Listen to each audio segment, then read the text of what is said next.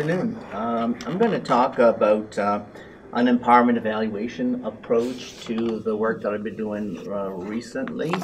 It's hard not to end up, in evaluation without taking a look at concepts of empowering the audiences, the communities that you work with, and then trying to be transformative in terms of having the evaluation data illuminate the conditions, what's going on, and then facilitating a process where we can actually transform things within society, within particular communities.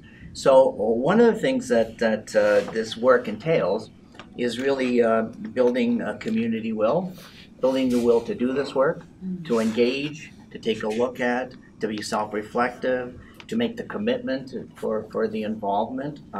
So part of my work now involves that. When I first started an evaluation, I almost am embarrassed to tell you this, but I think I wore a white lab coat and a clipboard, and we evaluated goals, and then we told people whether they achieved their goals or not.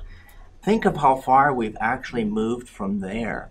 And everybody's introduction here, it's hard to really think about evaluation without a diversity, to have the different self-identities represented in your evaluation process, to be respectful of communities and let them have a voice and participation in a very authentic way.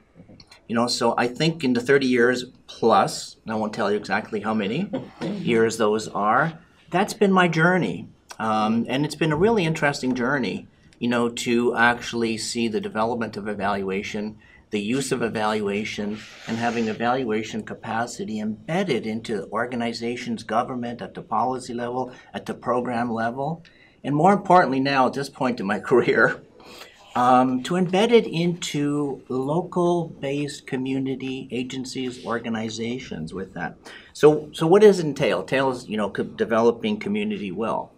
Had to learn how to do that. We all have to learn how to do that. Conditions for success. We pretty much know from the research what the conditions are to make this successful. Partnerships clearly is one of them. But partnerships has to be an equitable give and take. And I see too many partnerships that aren't that. It's a one-way street within that. So I think we probably need to get a little bit better with those partnerships. And then to provide some skills-based leadership. Because we often work with marginalized communities, and we need to build some skills. We often make the assumption that they don't have the capacity to do that. There isn't a single community, a single evaluation that I've worked at where I had a stereotypical biased view of what the community could do. And they always amazed me. So that's a lesson learned, to share with that. The other thing in terms of this work is going beyond Michael Quinn Patton's utilization-focused evaluation. I think it's got to be action, and it's got to be, action that leads to advocacy based on the information and the data we collected. And quite frankly, I'm not concerned about qualitative, quantitative. That's an irrelevant battle for us right now. It's collecting the right data to illuminate a process that empowers people to take action, to deal with their issues in a respectful way.